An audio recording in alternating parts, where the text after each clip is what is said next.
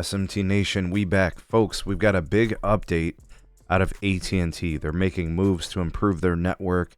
This is probably going to be a pretty solid acquisition of assets that's going to really boost the network in some key places. You know, for the most part, I think AT&T's got a pretty sizable network with lots of capacity.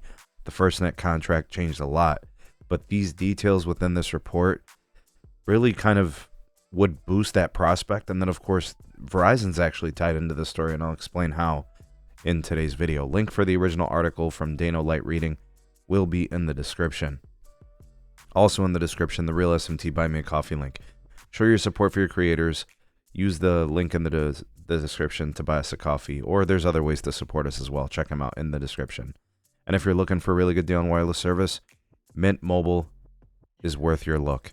All right, use our partner link, mintmobile.com/sneed. Take advantage of their deals. I still see deflation promo pricing is active, so jump on the opportunity. Use our link in the description. Save those ducats and support the channel. All right, so AT&T is in the initial stages of adding more spectrum to its portfolio, and in particular, the company that they're going to acquire in this transaction is based out of Oklahoma. All right, so the company, I think, is, what's the name of this company here? I forget. I think it's Pioneer.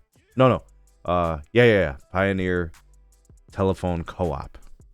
All right, so they own 700 megahertz, which is low band, band 12, and PCS licenses, which is band 2, and those are pretty nice holdings. I'm not sure how much they own. I don't know if it's like 5 megahertz, 10 megahertz, but you would be essentially deepening the low band spectrum.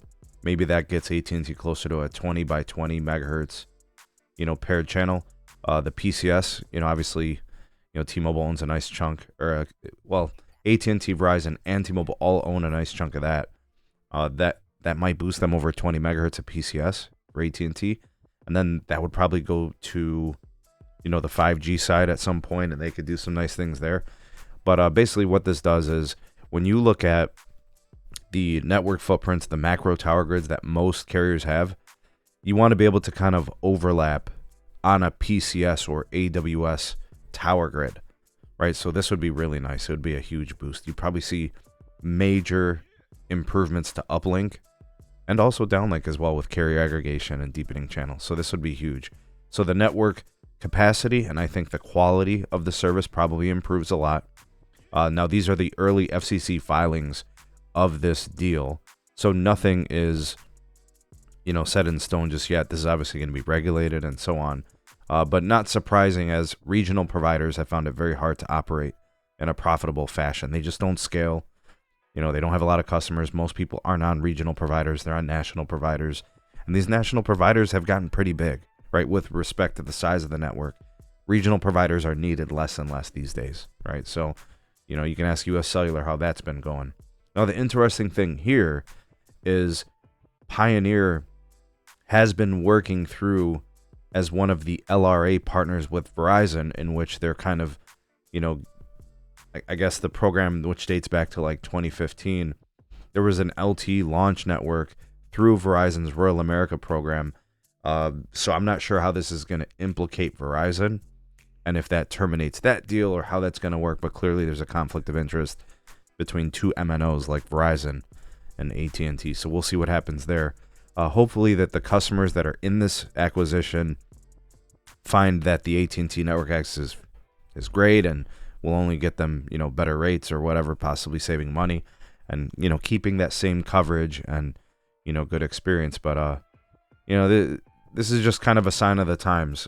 Regional providers don't really, have the CapEx. They don't have the scalability.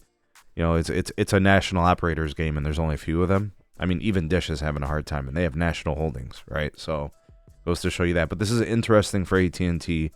Obviously, it definitely is going to improve their network. And I don't really see how it's much of a problem unless, I don't know, maybe Verizon or T-Mobile might object to it. What do you guys think? You guys think this is going to be trouble in getting approved or regulated or whatever? Obviously, it helps AT&T. It helps their consumers. I don't really see how it's bad. But carriers may object to it. It's quite possible. I think I think they let it ride, though. Maybe T-Mobile makes us stink. They probably got some venom for AT&T after AT&T made us think about the Spectrum Auction 108 and how T-Mobile got all that spectrum and they don't need more and all that. So, anyways, tell me what you guys think of this. Your thoughts and opinions, welcome down below. Hashtag ATT, hashtag Spectrum. Tell me your thoughts and opinions. You are the voice of the people, the SMT Nation. Let your voice be heard.